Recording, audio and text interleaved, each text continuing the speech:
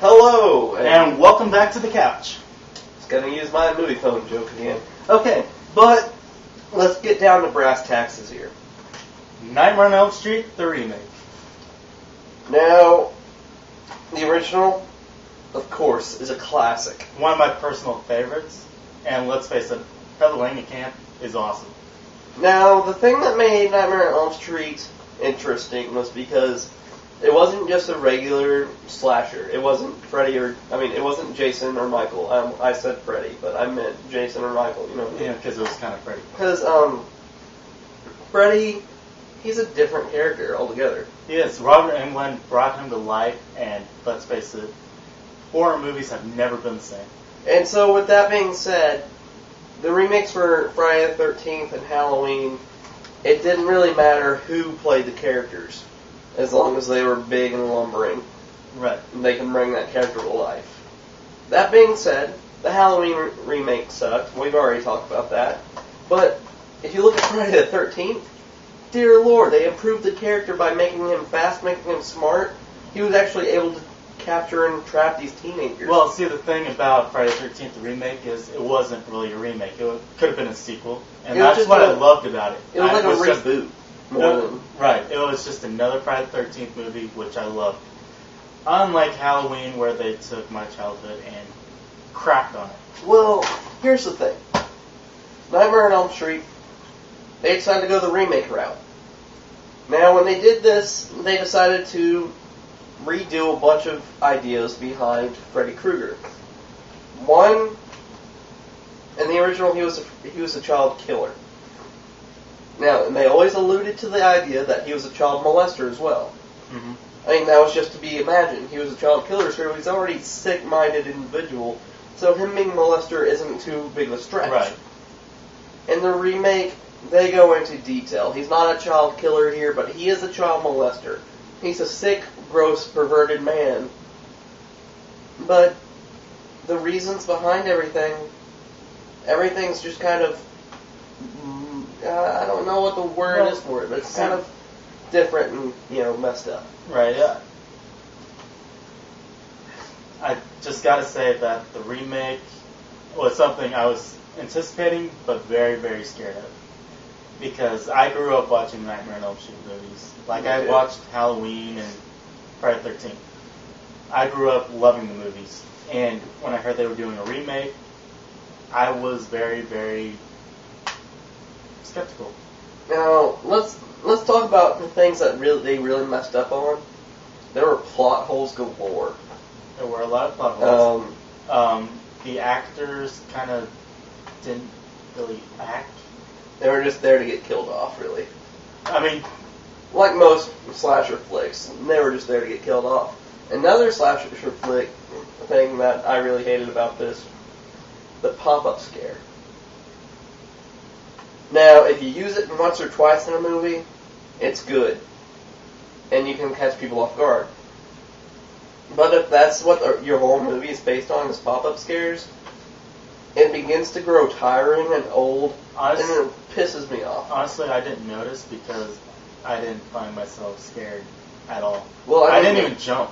The pop-up, out of nowhere thing. You can do that once in a movie. I didn't even jump. If you do that once in a movie, it catches people off guard and they're not sure for the rest of the movie. But if you do that throughout the entire thing, people will just know what to expect.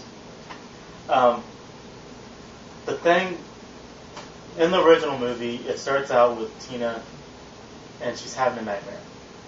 And so, you kind of identify with Tina thinking, oh my god, Tina is the main character. She's already facing Freddy. What are we going to do? And when she dies off, and you learn that Nancy is actually the main character, that is one of the biggest shocks, I think, in horror movie history. Now, when you get into this movie, it's some random guy that's having a nightmare, and then he suddenly just dies. And then you start following this other girl, but they already established Nancy kind of as the central character, I felt. So, they really don't do a good job with the whole Nancy thing.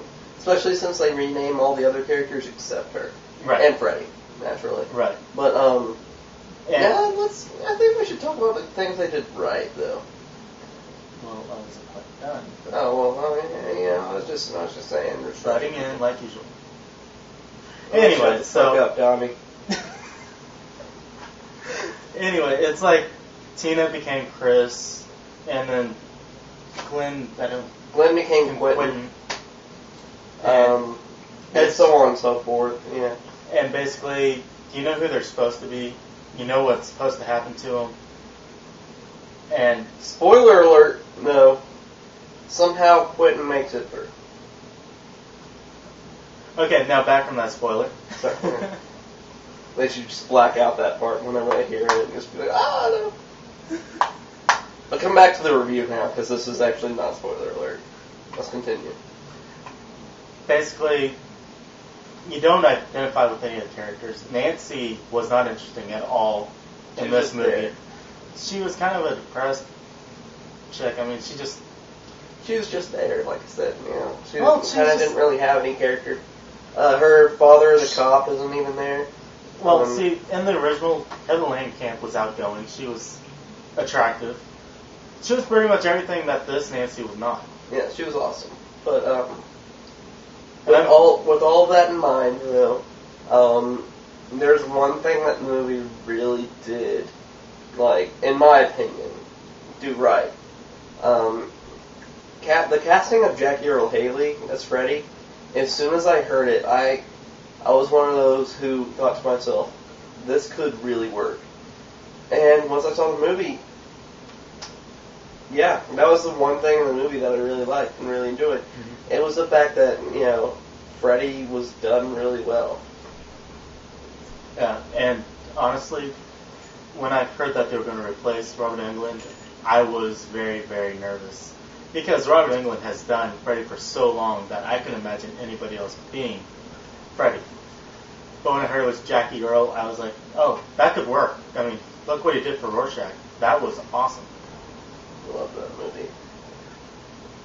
But, on a scale of 1 to 5, what would you rate Nightmare on Elm Street, the remake? Honestly, probably about 2.5 stars. I'm giving it like 1.5. I don't know. If I'm gonna watch it again pretty soon. I may have a different opinion on it after that. But I mean, it usually takes me like 2 times to watch it. But right now, I'd say like 1.5, 2 stars, somewhere around there. I mean, it wasn't Wes Craven's 1984 classic. It was more like a typical slasher flick nowadays. Right. Something that kind of threw me off was this movie should have come out last year for the 25th anniversary, and instead they waited for this year. 26th anniversary, man. Because that's so spectacular? It is. 26. Regardless, just the timing was off, and there was just so much they could have done with it, and they just didn't. Yeah. Oh well. Well, for our next review... What are we going to review? Sir Derrick. What was that? That was weird. I don't know what that was, actually. We should review something good. Good? Yeah. I laugh at that. But no, I think we should actually... Let's watch and then review Men Who Stare at Goats. We could do that. So our next review will actually be Men Who Stare at Goats. And by the time we review that, we'll actually know what we're going to review next time. Yeah, we won't just come off the cut. Right. So look for the Men Who Stare at Goats reviews sometime in the near future. Yep. And until then, have a good night.